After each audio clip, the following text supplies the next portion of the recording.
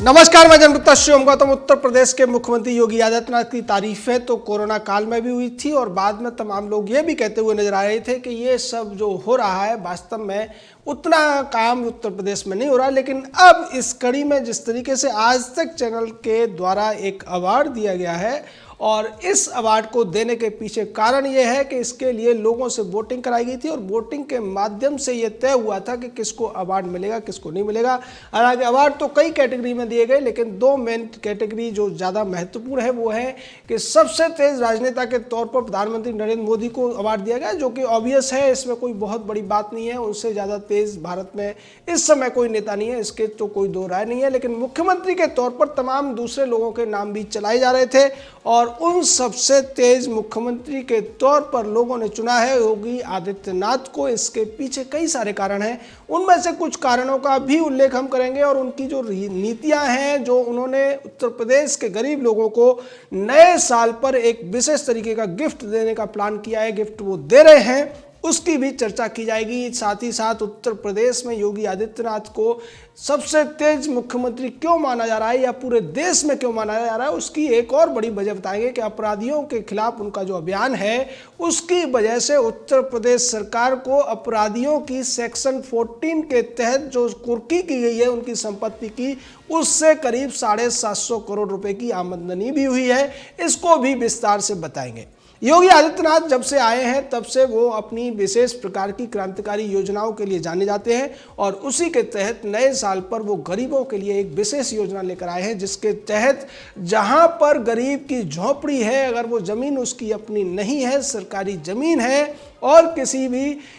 तरह से प्रतिबंधित ज़मीन नहीं है, चूँकि ग्राम समाज की जो ज़मीन होती है या नगर पालिका की ज़मीन होती है उस पर कुछ सेक्शंस होते हैं। सेक्शन 7 की एक भूमि होती है जो कि शमशान घाट के लिए, तालाब के लिए या इसी तरीके से चारागाह के लिए छोड़ी जाती है और उस पर कब्जा करना अवैध माना जाता है। इसके अलावा जो ज़मीन है उसको वो गरीब को जहां झोंपड़ी है वहीं मकान बना कर देंगे। और उसके साथ साथ जिस तरीके से अब कोरोना ने ये बता दिया है कि आदमी को स्वस्थ रहने के लिए इम्यून पावर को, यानी कि जो प्रतिरक्षा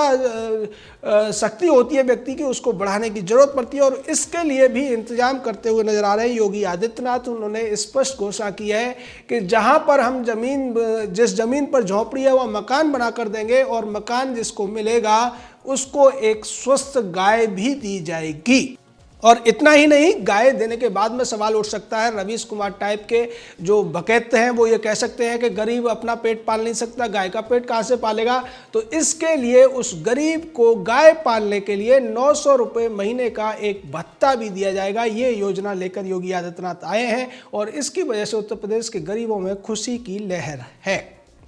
साथ ही साथ योगी आदित्यनाथ ने तमाम जो दूसरी योजना चलाई थी मनरेगा के तहत, उन सभी लोगों को शामिल किया गया था जो उत्तर प्रदेश में दूसरी जगह चले गए थे काम करने के लिए और बाद में कोरोना की वजह से वापस लौटे थे, लेकिन उनके पास रोजी रोटी का संकट पैदा हो गया था। उन लोगों के लिए रोजगार सृजित किए गए, उनको मनरेगा में एडजस्ट किया गया और भी अन्य तरीके से उनके रोजगार के तमाम प्रबंध किए गए, उनको तमाम वरीयताएं दी गई, जिससे जब पूरे विश्व में कोरोना की लहर थी, देश में जिस तरीके के हालात थे उसमें सबसे ज़्यादा जनसंख्या वाले प्रदेश उत्तर प्रदेश में एक तो कोरोना के मरीजों का जो प्रतिशत था वो बाकी प्रदेशों से काफ़ी कम रहा और दूसरे कोरोना संकट की वजह से ज़्यादातर लोग अन्य राज्यों में काफ़ी परेशानियां देखने को मिली थी। ऐसी परेशानियां उत्तर प्रदेश में बहुत कम देखने को मिली, जिसकी वजह से पूरे देश में उत्तर प्रदेश के मुख्यमंत्री की तारीफ हुई और विश्व के भी कई देशों से इस तरीके की बातें आई थी कि वहाँ भी योगी आदित्यनाथ का जो मैनेजमेंट है, जो प्रबंधन है, उसकी तारीफें हुई हैं। योगी आदित्यनाथ जिस तरीके से अब तक तमाम योजनाएं चलाते रहे, खासकर उनका जो जीरो टॉलरेंस का सिद्धांत था अपराधियों के प्रति, वो भी काफ़ी कारगर रहा। उत्तर प्रदेश में, पूर्वी उत्तर प्रदेश के कई जो माफिया हुआ करते थे, जो योगी आदित्यनाथ से पहले अखिलेश और माया की सरकार में निर्द्वंद होकर घूमते थे और लोगों को परेशान करते थे और इसको लेकर उन्होंने सैकड़ों करोड़ रुपए की संपत्तियां जमा कर ली थी। उनके ऊपर योगी आदित्यनाथ ने पुलिस को ऐसा निर्देश दिया कि पुलिस उन पर कहर बनकर टूटी और उसका नतीजा ये हुआ कि सभी के सभी माफिया या तो जमींदोज हो गए, छुप गए, या फिर अपने आप सरेंडर करके जेलों में पहुंच गए दूसरे राज्यों की। उन्हें यह डर था कि अगर वो उत्तर प्रदेश की जेल में रहेंगे तो हो सकता है उनकी गाड़ी पलट सकती है या कुछ और हो सकता है, और इस डर से मुख्तार अंसारी जैसे या दूसरे अतीक अहमद जैसे जो माफिया थे वो छिपते फिर रहे थे। मुख्तार अंसारी तो बीमारी का बहाना बनाकर और झूठे केस में पंजाब की जेल में पड़ा हुआ है और उसने ये सब जानबूझकर किया था। बाद में एक खुलासा भी हुआ। इसको लेकर उत्तर प्रदेश के जो विशेष सचिव है अवनीश अवस्थी, उन्होंने जानकारी दी कि पिछले एक साल में यानी 1 जनवरी से लेकर 26 दिसंबर तक अब तक उत्तर प्रदेश सरकार ने, उत्तर प्रदेश की पुलिस ने 733 करोड़ रुपए की जब्ती की है इन अपराधियों, गैंगस्टरों और माफियाओं की संपत्ति की कुर्की करके। इसमें आपको बता दें कि मुख्तार अंसारी के बेटों और उसकी पत्नी के नाम पर जो तमाम बड़े अवैध कब्जे थे उनको तोड़ा गया। उसके साथ साथ आजम खान ने तमाम जो कब्जे किए थे उसको उसकी औकात दिखाई गई, उसको तमाम जो कब्जे थे वापस लिए गए। उसी तरीके से अतीक अहमद हो या और दूसरे छुटवैये जो माफिया थे उनकी संपत्तियों को लेकर ये सारा का सारा इकट्ठा हुआ। और ये जो टॉप 10 जिले हैं जहाँ से ये संपत्तियाँ जब्त की गई हैं उनका अगर जिक्र करूँ तो सबसे पहले नंबर पर लखनऊ आता है। और लखनऊ से ये जो संपत्तियां जब्त की है ये 88 करोड़ रुपए की। आप अंदाज़ा लगाइए कि अखिलेश और माया के ज़माने में कभी आपने 88 लाख की भी संपत्ति किसी माफिया, गुंडे या अपराधी की जब्त की गई हो ऐसा समाचार नहीं सुना होगा। लेकिन लखनऊ जैसे शहर से भी 88 करोड़ रुपए की संपत्तियां जब्त की गई और उसके अलावा 86 करोड़ रुपए की संपत्तियों की कुर्की होके संपत्ति जब्त की गई। ये नोएडा में, गौतम बुद्ध नगर में, जो कि दिल्ली के आसपास है। और पहले ये कहा जाता था कि उत्तर प्रदेश के बड़े बड़े माफिया हुआ करते थे, वो दूसरे इलाकों में माफियागिरी करके नोएडा में संपत्तियां बना लिया करते थे। यहाँ 66 करोड़ से ज़्यादा की संपत्तियां जब्त की गई। उसके अलावा बलरामपुर में 58 करोड़ रुपए से ज़्यादा की संपत्तियां जब्त हुई। और गाजीपुर जहां से कि आता है मुख्तार अंसारी, जो कि हामिद अंसारी का चचेरा भाई भी लगता है, वही हामिद अंसारी जिसे भारत में डर लगता है जबकि वो भारत का उपराष्ट्रपति भी रहा है। और इतने ज़्यादा रसूख वाले व्यक्ति का, रिश्तेदार होने वाले व्यक्ति की भी 42 करोड़ रुपए की संपत्तियां जब्त की उत्तर प्रदेश पुलिस ने। गोरखपुर में ये जो संपत्तियां जब्त हुई 38 करोड़ की हुई। उसके अलावा औरैया में 31 करोड़ की, जौनपुर में 29 करोड़ की संपत्तियां जब्त हुई और मुजफ्फरनगर में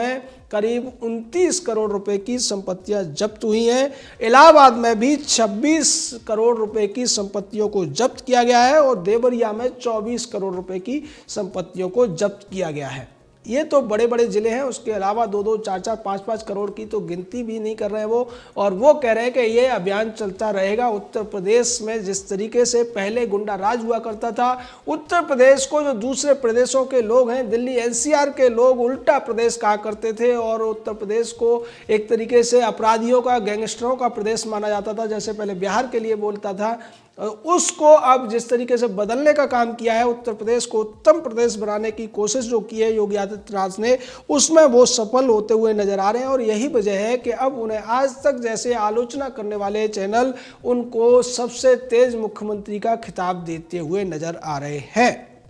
लेकिन इस कड़ी में एक और चर्चा बहुत ज़्यादा ज़रूरी है कि जिस तरीके से कोई सरकार अगर राष्ट्रवादी सरकार है, देश के प्रति काम करने वाली सरकार है, जब वो काम करती है तो देश के अंदर एक लिबरल्स का एक गैंग को उठ खड़ा होता है। वो चिट्ठियाँ लिखना शुरू करता है और सरकार के खिलाफ चिट्ठी लिखने का ये सिलसिला है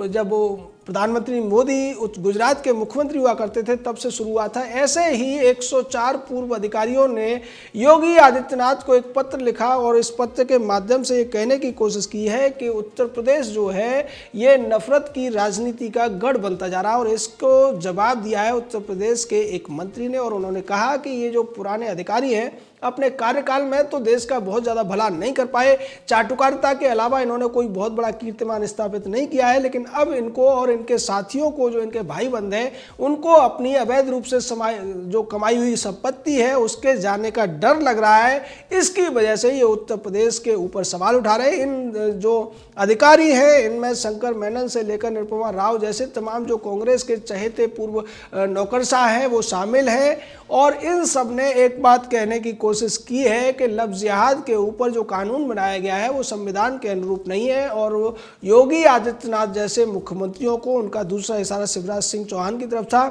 पहले संविधान को ठीक से पढ़ लेना चाहिए, समझ लेना चाहिए, और उन्हें किसी भी नागरिक की स्वतंत्रता में खलल नहीं डालना चाहिए। उनका ये मानना है कि ये सब जो किया जा रहा है वो मजहब विशेष के लोगों की स्वतंत्रता के अधिकार, यानी कि किसी भी लड़की से शादी करने का जो उनका अधिकार है उसको कर्टेल करने के लिए, उस पर पाबंदी लगाने के लिए है, जो कि असंवैधानिक है। और इसके लिए उन्होंने कहा कि इसको लेकर पहले 4 सुप्रीम कोर्ट के जजों ने भी राय दी है, लेकिन वो लोग भूल गए कि योगी आदित्यनाथ की सरकार ने जो कानून बनाया था उसमें स्पष्ट तौर पर लिखा हुआ है कि कोई भी व्यक्ति अगर लालच देकर, डरा धमकाकर या ब्लैकमेल कर कर धर्म परिवर्तन कराने की कोशिश करेगा तो उसको 7 साल तक की सजा हो सकती है, 10 साल तक की भी सजा हो सकती है। और अगर शादी के लिए ही लड़की का धर्म परिवर्तन कराया जाएगा तो ये अवैध माना जाएगा। इसको लेकर ये तमाम लोग स्यापा करते हुए नजर आ रहे हैं। इन्हें ये लगता है कि उत्तर प्रदेश में किसी भी जो मजहबी व्यक्ति है वो झूठ बोलकर, अपने आप को गलत तरीके से पेश करके और तमाम तरीके से बहला फुसला कर या डरा धमका कर शादी कर ले तो ये एक स्वतंत्रता है, जिसको लेकर सरकार ने जो कानून बनाया है वो गलत है। लेकिन उत्तर प्रदेश सरकार ने स्पष्ट कर दिया है कि ऐसे लोग बोलते रहे, हमें कोई फर्क करने वाला नहीं है। हमारा कर्तव्य है राज्य की बेटियों की सुरक्षा करना, और उत्तर प्रदेश में कोई भी डरा धमका कर या नाम बदलकर धर्म परिवर्तन करके ये सब करने की कोशिश करेगा तो उसके खिलाफ कार्रवाई होगी, और इस कार्रवाई को करने से हम डरने वाले नहीं हैं। जो लोग इस पर सवाल उठा रहे हैं वो पहले अपने गिरेबान में झांक लें, और उससे पहले वो कहाँ थे जब इस तरीके की तमाम घटनाएं आए दिन अखबारों में देखने को मिलती थी कि जहां पर एक लड़के को नाम बदलकर लड़की से लड़के ने पहले प्यार का नाटक किया और बाद में उसको डरा धमका कर निकाह कर लिया, उसका जबरदस्ती धर्म परिवर्तन करा दिया, और बाद में वो लड़की या तो आत्महत्या कर लेती है या फिर दर दर की ठोकरें खाती है या उसका बलात्कार करा दिया जाता है। तो इस तरीके की घटनाओं पर चुप रहने वाले ये तथाकथित नौकरशाह, जिनको अब राष्ट्र का कर्तव्य याद आ रहा है, ये तब चुप रहते हैं। निश्चित तौर पर ये एक कामपंथी वामपंथी गैंग के सदस्य हैं, और उसी गैंग का, अवार्ड वापसी गैंग का, टुकड़े टुकड़े गैंग का एजेंडा आगे बढ़ाते हुए दिख रहे हैं, जिसका उत्तर प्रदेश के मुख्यमंत्री पर कोई असर पड़ने वाला नहीं है। जय हिंद, जय भारत।